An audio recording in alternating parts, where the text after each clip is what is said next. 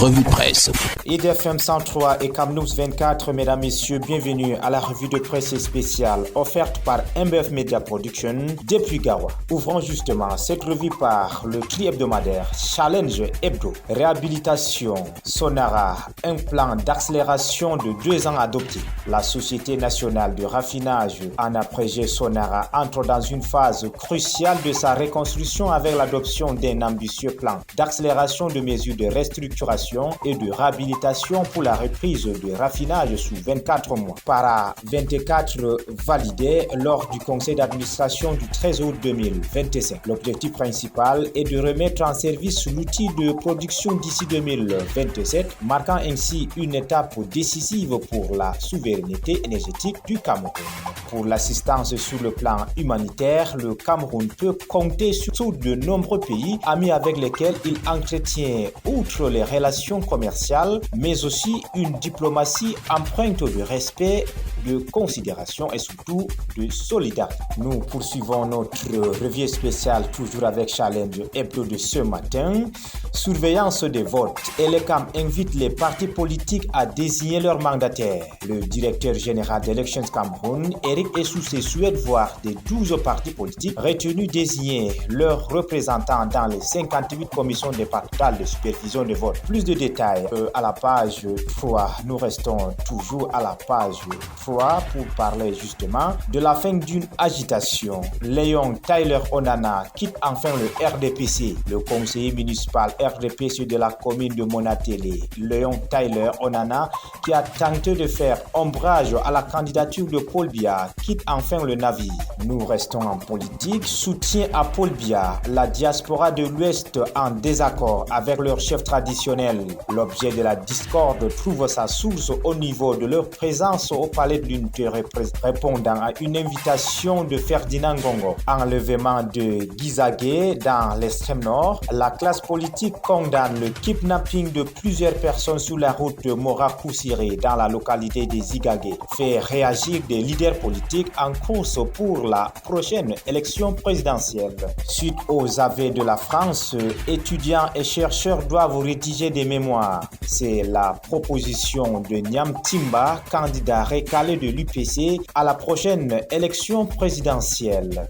La France continue de nous mener une guerre coloniale. L'opposant au régime suggère la tenue d'une grande conférence internationale entre l'UPC et l'État français du 11 au 12 septembre 2027. Voie ferrée Belabo-Ngaoundéré, les travaux de réfection démarrent en 2027. La question des infrastructures de manière générale se pose avec acuité au Cameroun. Il s'agit de l'un des plus grands chantiers du gouvernement qu'il s'y attelle au quotidien avec le concours de ses multiples et divers partenaires. Les précisions, c'est à la page 6 où nous restons pour parler, n'est-ce pas, de Ngaoundéré Garoua, justement des interventions d'urgence en cours pour stabiliser un ouvrage affectueux. Le traitement du point d'affaissement identifié au point kilométrique 150 de la route Ngaoundéré-Garoua, près du pont de Bana, a débuté. En effet, la délégation régionale des travaux publics du Nord, après l'évaluation de la situation,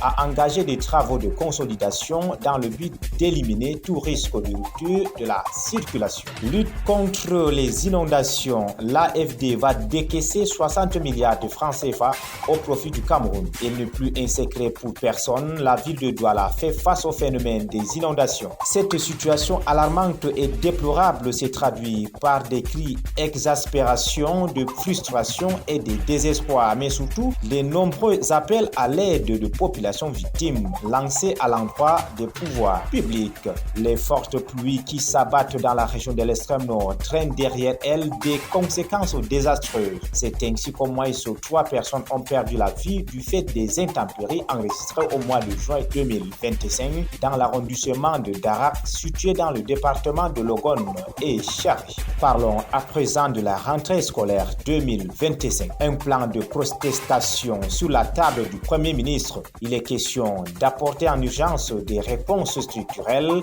à la crise profonde qui affecte notre système éducatif. Le détail, c'est à la page 8 de ce numéro de ce matin. L'enseignement supérieur. 30 000 étudiants camerounais inscrits dans les universités étrangères. Ces chiffres publiés par le ministère de l'Enseignement supérieur représentent 6% des effectifs nationaux. Et précision, c'est à la page 9 de ce numéro de ce matin où nous restons justement pour parler du département de la Maine-Noire. Le syndicat des communes de la Maine-Noire, regroupant les 6 communes du département, a franchi une étape importante dans son engagement pour le développement local.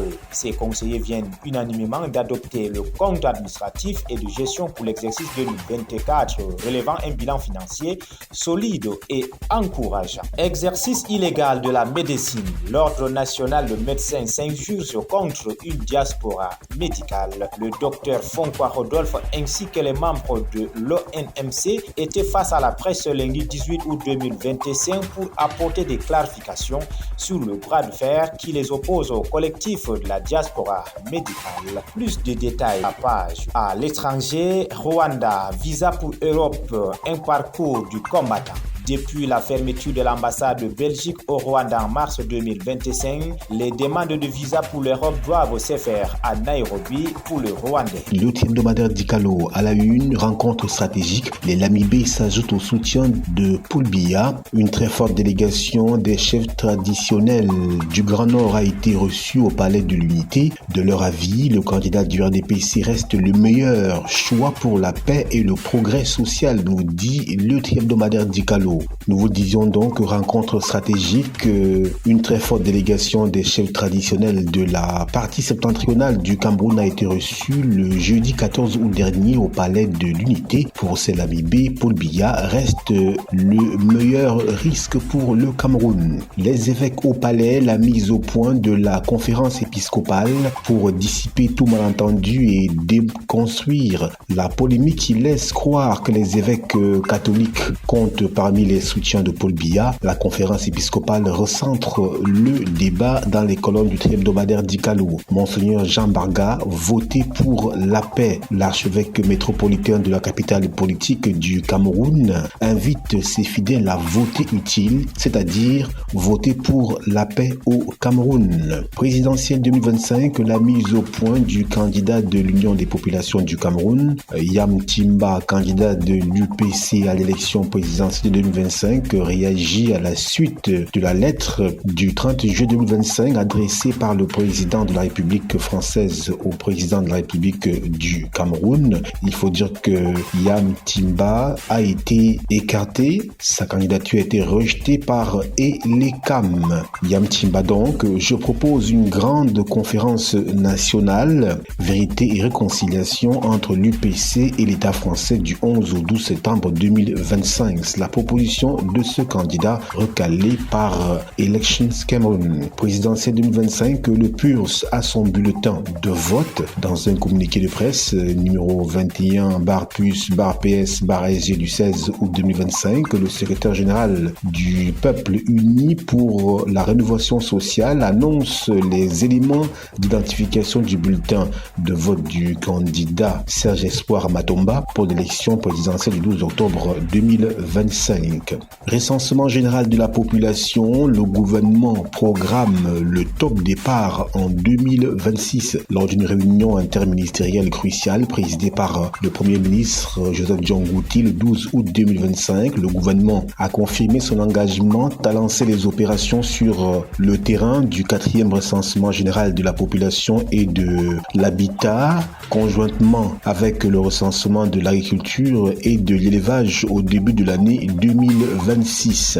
Exploitation minière à Kambélé, l'État tranche en faveur des populations riveraines. Nouvel épisode donc dans le feuilleton lié au site d'exploitation d'or de Kambélé dans la région de l'Est Cameroun. Enseignement supérieur, plus de 30 000 Camerounais cherchent des études à l'étranger. Poursuivre les études supérieures à l'étranger est un choix prisé par nombre de parents camerounais pour leur projet d'études. C'est ainsi que l'on compte plus de 30 000 étudiants camerounais inscrits dans les universités et institutions supérieures étrangères. Rentrée scolaire 2025, le COUREC écrit au Premier ministre, chef du gouvernement, sur les prochaines protestations dans un rapport restitutif sur l'état du dialogue social dans le secteur de l'éducation soumis par le collectif des organisations des enseignants du Cameroun à la très haute attention de Monsieur le Premier ministre, chef du gouvernement. Le 11 août 2025, il est question de l'urgence d'une réponse structurelle à la crise profonde qui affecte le système éducatif national et qui ne permet plus à la jeunesse de notre pays de réaliser son plein potentiel, nous dit le hebdomadaire Dicalo qui poursuit avec un prix en ligne de mire pour les saucissons